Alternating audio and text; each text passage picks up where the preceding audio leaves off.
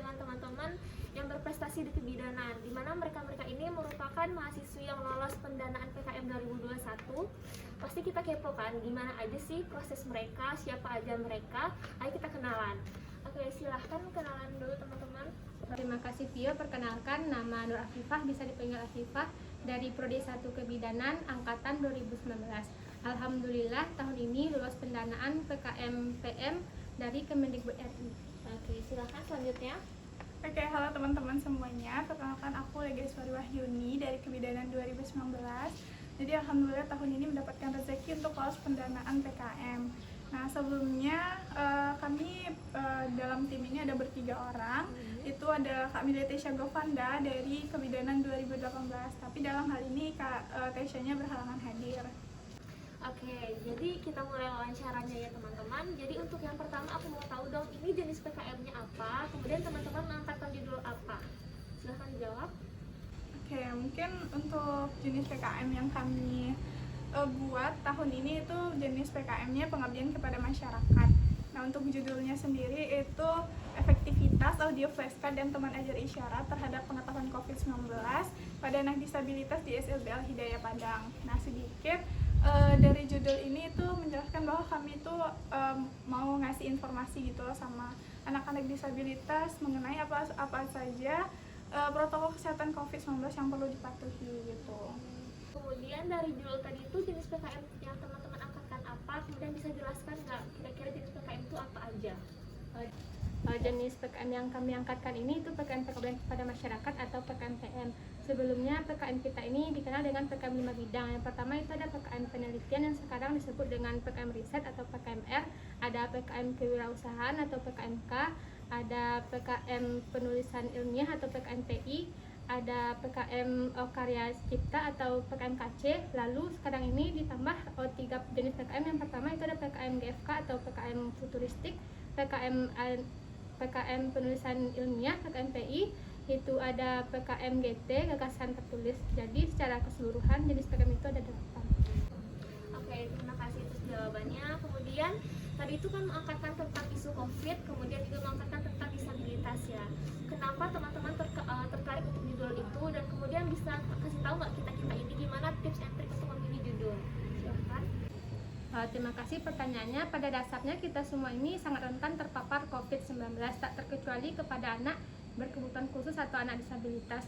Karena kekurangannya kemampuan salah satu inderanya atau kemampuan visual ataupun verbalnya, maka anak disabilitas ini membutuhkan metode khusus dalam penyerapan protokol kesehatan COVID-19. Nah, PKM kami ini hadir menghadirkan media tersebut dalam bentuk audio flashcard. Oke, mungkin untuk tips dan triknya sendiri untuk memilih judul itu yang pertama kita harus tahu permasalahan apa yang ada di lingkungan sekitar kita. Karena di sini kami memilih bidang itu pengabdian kepada masyarakat. Terus juga, nah dari permasalahan itu kita memberikan solusi apa sih biar bisa menyelesaikan masalah-masalah tersebut. Kemudian juga, nah dari judul ini kita harus memberikan ide terbaru gitu. Jadi mungkin itu sih untuk tips dan triknya buat judul, karena dari judul ini itu merupakan langkah awal gitu biar kita bisa lolos pendanaan. Untuk output dari penelitian ini kira-kira apa aja? Apa yang teman-teman harapkan dari judul ini, dan kemudian bagaimana outputnya gitu? Output yang kami harapkan dari pengabdian ini, yang pertama, terciptanya media pembelajaran berbasis audio flashcard dalam pencegahan protokol kesehatan COVID-19. Yang kedua yaitu sebagai upaya promotif maupun preventif dalam penurunan angka COVID-19. Dan yang ketiga itu terciptanya buku pedoman atau buku panduan edisi spesial anak disabilitas mengenai protokol kesehatan COVID-19. Dan yang keempat itu terpublikasinya kegiatan pengabdian ini kepada masyarakat. Oke, Masya Allah ya. Kemudian ini PKM ini kan nggak mudah ya, pasti sulit dan kayak nggak semua orang bisa tertarik gitu. Kenapa teman-teman mau ikut PKM dan kemudian apa motivasinya? Silahkan. Oke, mungkin motivasi dari aku sendiri ya untuk ikut PKM. Mungkin termotivasi dari kegiatan PKM aku yang tahun lalu, karena alhamdulillah juga tahun lalu itu lolos pendanaan juga.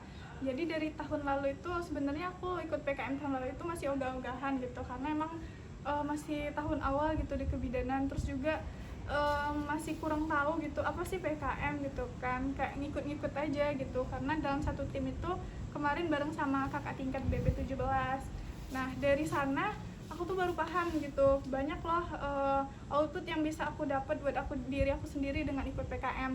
Seperti kayak mungkin aku lebih disiplin terhadap waktu gitu, karena emang di PKM ini ada timeline yang emang harus kita tepatin gitu. Terus juga dari ikut PKM mungkin relasi ke dosen juga lebih banyak gitu. Terus juga banyak pengalaman yang memang sebelumnya nggak aku dapetin gitu dari kegiatan-kegiatan lain dengan aku ikut PKM. Mungkin itu sih. Oke, kalau dari Pipa gimana? Apa motivasinya, Pak? Motivasi mengikuti PKM ini karena awalnya karena coba-coba atau penasaran ya, namun setelah didalami lebih jauh, dimulai dari pembuatan proposal, dari survei ke tempat mitra, pembuatan laporan, dan pelaksanaan pengabdian. Setelah didalami ternyata memulai suatu hal baru itu tidak semenakutkan yang kita bayangkan. Dengan adanya PKM ini kita dapat menjadikan wadah untuk mengimplementasikan pengetahuan maupun keterampilan yang kita dapatkan selama di bangku perkuliahan. Nah, di PKM ini saya juga dapat belajar rasa bertanggung jawab, disiplin. Nah, hal ini ikut terupgrade dalam diri kita. Berarti banyak ya yang kita dapatkan dari PKM ini, entah itu untuk diri kita sendiri atau juga untuk lingkungan kita. Kemudian aku mau nanya, kendala apa yang teman-teman hadapi gitu? Apakah sekarang lagi pandemi juga kan, berarti apakah ada kendala PKM atau bagaimana? Silakan. Ini kendala yang kami alami itu alhamdulillah teratasi. Salah satu kendala yang sering kami alami itu kesulitan dalam menyesuaikan waktu antara waktu anggota tim kami dengan mitra. Selanjutnya itu kami kemarin ada kendala karena ada pembatasan atau PPKM, jadinya kegiatan pengabdian kami ini diundur selama 2 bulan dan pengabdian kami ini hanya dilakukan kepada kelompok kecil saja. Kalau dari Lega sendiri gimana? Ada kendala nggak, Lega? Oke, mungkin untuk kendala yang begitu berarti nggak ada sih selama kegiatan PKM. Tapi ya tadi karena kondisi saat ini kan pandemi, jadi untuk koordinasinya juga agak sulit ya, karena kadang kita menghubungi lewat WA itu kadang slow respon. Tapi untuk bertemu langsung juga tidak memungkinkan karena kadang dari kaminya ingin ke sana tetapi kadang sekolahnya tutup gitu. Mungkin lebih ke koordinasi gitu. Oke. Sekarang PKM teman-teman itu progresnya udah apa aja, udah sejauh apa, dan bagaimana kesan-kesan dari setiap program yang dijalani sama PKM ini? Alhamdulillah PKM kami sudah selesai. Terakhir itu di tahap presentasi PKP 2 atau monitoring dan evaluasi. Tahap yang sudah kami lalui itu yang pertama dengan pembuatan proposal, lalu diajukan proposal dan keluar lolos pendanaan. Setelah itu melakukan pengabdian. Sebelum melakukan pengabdian itu juga ada itu membuat catatan harian atau logbook, membuat laporan kemajuan, laporan akhir, dan buku pedoman. Ya, kalau dari Lega sendiri gimana? Udah progresnya udah gimana? Oke, mungkin karena kita satu tim juga mungkin udah selesai juga ya untuk kegiatan PKM-nya. Terus juga di PKM ini juga kami mendapatkan sejumlah uang gitu. Nah dari uang itu emang kami pertanggungjawabkan gitu. Dan juga ada beberapa hal-hal yang memang harus kami selesaikan gitu, seperti laporan-laporan gitu. Dan alhamdulillah itu semua udah selesai.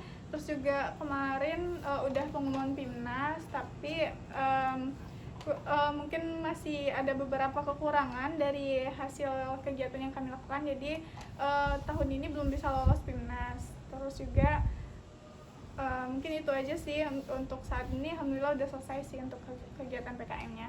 Oke, keren banget sih, walaupun belum lolos PIMNAS, tapi kan teman-teman ini satu-satunya kan yang lolos di kebidanan untuk pendanaan. Masya Allah. Kemudian terakhir nih, kesan-pesan selama ikut PKM ini apa? Kemudian apa pesan dan harapan untuk teman-teman kebidanan supaya ikut termotivasi ke PKM juga? Pesan dan pesan yang dialami selama mengikuti PKM ini, tentunya karena mitra kami ini anak berkebutuhan khusus atau anak disabilitas, tentu banyak hal yang bisa dipelajari. Salah satunya dari diri saya sendiri itu dapat belajar syukur, karena dengan kekurangan tidak membatasi kita untuk melakukan apapun. Jangan kita menilai jika seseorang itu tidak memiliki mata, bukan berarti dia tidak memiliki penglihatan. Lalu untuk pesan untuk teman-teman kebidanan lainnya untuk mengikuti PKM ini, karena kita itu sudah difasilitasi oleh Prodi, itu berupa sosialisasi mengenai PKM. Silahkan Lega, kalau dari Lega apa pesan dan kesan kepada kami-kami kebidanan ini? Oke, mungkin untuk pesan yang pertama, mungkin dari ikut PKM ini begitu banyak pengalaman yang aku dapetin, terus juga karena pelaksanaan PKM-nya kemarin itu dalam masa libur gitu, jadi lebih produktif gitu selama libur karena ada kegiatan PKM. Terus juga sebagai manusia juga bisa memberikan manfaat gitu bagi orang-orang lain gitu. Terus juga untuk pesannya mungkin buat teman-teman kebidanan yang lain, jangan takut keluar dari zona nyamannya gitu, percaya diri aja. Terus juga dari ikut PKM banyak loh pengalaman yang teman-teman bisa dapetin, yang mungkin teman-teman gak dapetin dari kegiatan-kegiatan yang lain gitu. Terus juga harapannya buat teman-teman kebidanan semuanya, semoga di tahun 2022 kita dari kebidanan itu lebih banyak gitu mengutus delegasi yang lolos pendanaan di tingkat nasional gitu, dan bahkan semoga harapannya dari kebidanan juga banyak yang lolos PIMNAS, karena memang terakhir yang lolos PIMNAS itu di tahun 2018. Amin. Semoga doa-doa tadi kita terwujud. Kemudian teman-teman juga ikut termotivasi untuk ikut PKM. Kayaknya udah sih wawancara kita pada hari ini. Terima kasih kepada Lega, terima kasih juga pada Vivah yang udah bersedia untuk sharing dengan teman-teman kebidanan. Kayaknya demikian untuk wawancara kita pada hari ini. Sampai jumpa di Hot News Pro selanjutnya. Dadah. Ya, pembelajaran protokol kesehatan COVID